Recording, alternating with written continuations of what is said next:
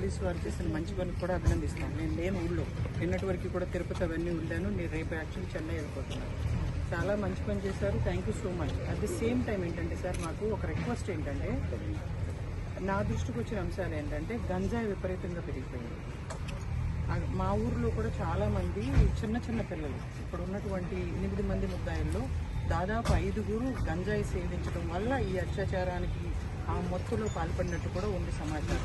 అందుకని ఏంటంటే దయచేసి మిమ్మల్ని రిక్వెస్ట్ చేసేది, ఈ గ్రామీణ ప్రాంతాల్లో విచ్చలవిడిగా గంజాయి పెరుగుతుంది, దాన్ని అరికట్టడానికి మీరు చర్యలు తీసుకోవాలని రిక్వెస్ట్ చేస్తున్నాను. దానికోసమే నేను వచ్చాను. మిమ్మల్ని ఇబ్బంది పెట్టాలని కాదు. అంటే మాకు ఇంకో ప్రాబ్లం ఏంటంటే సార్, నాకు ఇంతకుముందు చెప్పాలా, 2014 నుంచి 2024 వరకు కూడా మేము ఇట్లా ఏదైనా ఇబ్బందులు చెప్పుకోవడానికి ఏదైనా రిక్వెస్ట్ చేసి ఆయనకి వెళ్ళినా సరే మా మీద కేసులు కడుతున్నారు. ఆ ఇబ్బంది ఉంది కాబట్టి మేము మీడియా మిత్రులు కొంచెం సహకారం తీసుకోవాల్సి వస్తుంది. అది లేకపోతే సార్ మమ్మల్ని ఇబ్బంది పెడుతున్నారు. అలా కలవడానికి వచ్చి సీఎం గారిని కలవడానికి వెళ్తుంటే రిక్వెస్ట్ ఇవ్వడానికి కేసులు పెట్టి మా మీద మాకు కోర్టుల చుట్టూ తిప్పుతున్నారు. అంతే తప్ప మిమ్మల్ని ఇబ్బంది పెట్టాలని కాదు. Thank you so much. And please ఈ రిక్వెస్ట్ని అప్లై చేయండి. గంజాయిని అరికట్టడానికి మీరు చర్యలు తీసుకోవాలని చెప్పి నేను రిక్వెస్ట్ చేస్తాను. Thank you so much sir. Unguturu మండలం ఆత్కూరు పిఎస్ పరిధిలో రీసెంట్గా ఒక మైనర్ బాలికని లోబర్చుకుని కొంతమంది మైనర్ యువకులు ఉన్నారు, అందులో అత్యాచారం చేసి ఆ అమ్మాయిని నాశనం చేయడం జరిగింది. దానికి సంబంధించి ఆత్కూరు పోలీస్ స్టేషన్ పరిధిలో ఇమీడియట్గా పోలీసు వారు, ఎస్ఐ గారు కానీ ఇతర ఉన్నతాధికారులు అందరూ కూడా చాలా ఫాస్ట్గా వాళ్ళందరినీ 8 మందిని పట్టుకుని కేసు నమోదు చేయడం జరిగింది. దానికి పోలీస్ డిపార్ట్మెంట్ని ఒక మహిళగా పార్టీలకు అతీతంగా అభినందించడంతో పాటు, కానీ నా దృష్టికి వచ్చినటువంటి అంశాలు మీ ద్వారా ఈ రాష్ట్ర ప్రజలకు, రాష్ట్ర ప్రభుత్వానికి తెలియజేయదలుచుకున్నాను. గంజాయి అరికట్టడమే మా ప్రధాన ఎజెండా అని చెప్పి ఈ కూటమి రాష్ట్ర ప్రభుత్వం, ఎన్డీఏ ప్రభుత్వం అధికారంలోకి వచ్చిన తర్వాత స్వయంగా హోంమంత్రి అనిత గారు ప్రెస్ మీట్లు పెట్టి విజయవాడ నడిబొడ్డు బందర్ రోడ్డు పైన పోలీస్ అధికారుల చేత ర్యాలీలు చేసి ప్రదర్శనలు కూడా నిర్వహించడం జరిగింది. కానీ ఇప్పుడు మైనర్ బాలిక పైన అత్యాచారం చేసినటువంటి ఈ యువకులు అందరూ కూడా 10th క్లాసు, ఇంటర్మీడియట్, అదేవిధంగా దాదాపు 20 సంవత్సరాల లోపు వాళ్లే ఎక్కువ మంది ఉన్నారు. అందులో దాదాపు 5గురు గంజాయి మత్తులో గంజాయి సేవించి ఈ అత్యాచారానికి పాల్పడినట్టుగా కూడా మాకు సమాచారం అందింది. ఈ రాష్ట్ర ప్రభుత్వం గంజాయి వ్యతిరేక రాష్ట్రంగా తయారు చేస్తాము, గత ప్రభుత్వం విచ్చలవిడిగా ఇతర రాష్ట్రాలకు కూడా గంజాయి రవాణా చేసింది అని మాట్లాడటం మీడియాకు మాత్రమే పరిమితమైందా, చర్యలు ఏమన్నా చేపట్టే దిశగా వీళ్ల కార్యాచరణ ఉందో మాకైతే అర్థం కావట్లేదు. ఈ ముద్దాయిల్లో కొంతమంది ఇంతకు ముందు గంజాయి కేసుల్లో కూడా పట్టుబడినటువంటి హిస్టరీ ఉంది. సో గ్రామీణ ప్రాంతాల్లో విచ్చలవిడిగా గంజాయి అమ్మకాలు జరుగుతూ ఉన్నాయి. గంజాయి మత్తులో ఆడపిల్లల్ని అత్యాచారాలు చేయటమే కాదు, లైంగిక వేధింపులకు గురి చేయటమే కాదు, చాలా నేరాలకు పాల్పడతా ఉన్నారు. ముఖ్యంగా యువత తప్పుదారి పడుతూ జీవితాలు నాశనం చేసుకుంటా ఉన్నారు. ఇటువంటి పరిస్థితుల్లో ముఖ్యమంత్రి చంద్రబాబు నాయుడు గారు, ఉప ముఖ్యమంత్రి పవన్ కళ్యాణ్ గారు, ముఖ్యంగా హోంమంత్రి అనిత గారు ఈ గంజాయి అరికడుతున్నామని చెప్పి మీ చీల్చేస్తాము, చెండాడేస్తాము, చింపేస్తామని చెప్పి మీ సొల్లు కబుర్లు ఆపి గంజాయి నియంత్రించాలి అని చెప్పి కాంగ్రెస్ పార్టీగా డిమాండ్ చేస్తా ఉన్నాం. పోలీసు వారిపైన మాకు పూర్తి నమ్మకం ఉంది. ఎందుకంటే 2014 నుంచి రాష్ట్ర విభజన అప్పటి నుంచి కూడా చూస్తా ఉన్నాం. మేము అనేక సమస్యలు వాళ్ళ దృష్టికి తీసుకెళ్తా ఉంటే వాళ్ళు చర్యలు తీసుకునే ప్రయత్నం చేస్తాం. కానీ అధికార పార్టీకి చెందినటువంటి నేతల ప్రమేయం ఉండటం వల్ల కూడా ఈ కేసులు ఛేదించడంలో జాప్యాలు జరుగుతూ ఉన్నాయి. అటువంటి జాప్యం జరగకుండా కూడా చూసుకోవాల్సినటువంటి బాధ్యత రాష్ట్ర ప్రభుత్వానికి. మరొక ముఖ్యమైన విషయం మీ ద్వారా ఈ రోజున చెప్పదలుచుకుంది,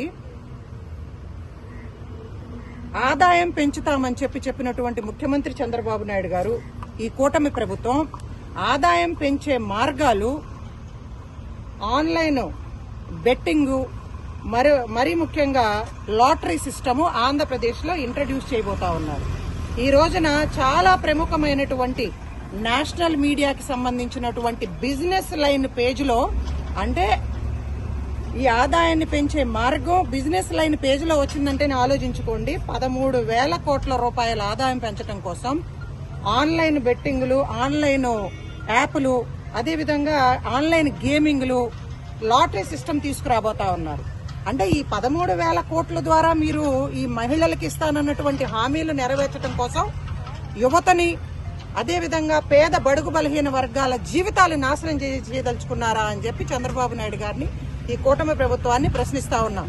ఒక పక్కన 80 సంవత్సరాల వయసులో శ్రీమతి సోనియా గాంధీ గారు యూపీఏ చైర్పర్సన్ నిన్న రాజ్యసభలో కేంద్ర ప్రభుత్వాన్ని డిమాండ్ చేశారు.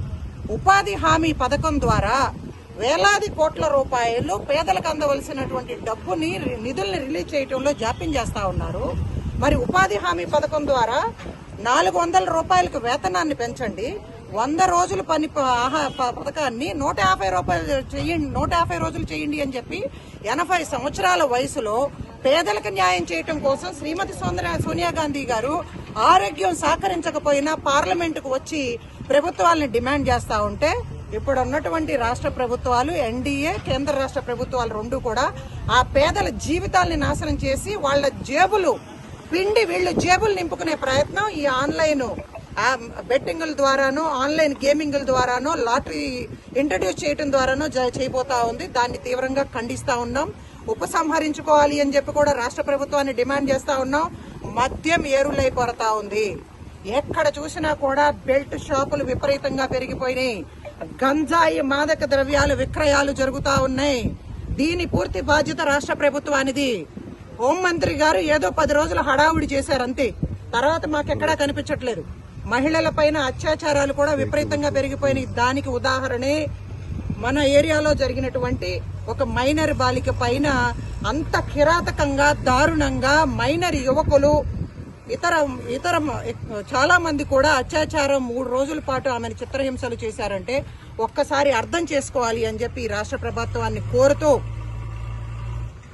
ఆన్లైన్ గేమింగ్లు, లాటరీ సిస్టంలు, బెల్ట్ షాపులు, గంజాయి మత్తు పదార్థాల విక్రయాలు పూర్తిగా అరికట్టే దిశగా రాష్ట్ర ప్రభుత్వం చర్యలు తీసుకోవాలని డిమాండ్ చేస్తా ఉన్నాం. ఈ రోజు ఏదో నారా లోకేష్ గారు కూడా మరి గన్నవరం నియోజకవర్గానికి వస్తున్నారని తెలిసింది. ప్రతిపక్షం లేదనుకుంటున్నారేమో. ప్రతిపక్షాల పైన తప్పుడు కేసులు కట్టి జైల్లో పెట్టడమే ప్రధాన ఎజెండాగా కనిపిస్తా ఉంది.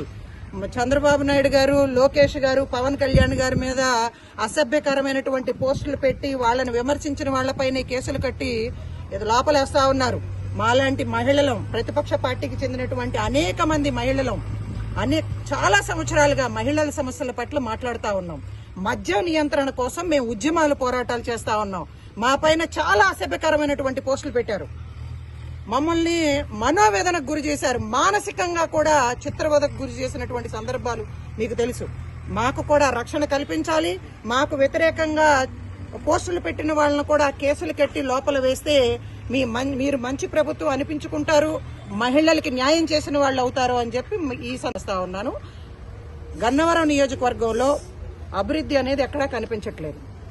ఎమ్మెల్యే యార్లగడ్డ వెంకట్రావు గారు ఆయనే స్వయంగా మీడియా ద్వారా చెప్పారు, ముఖ్యమంత్రి గారికి సేవ చేసుకుంటా ఉన్నాను అని చెప్పి.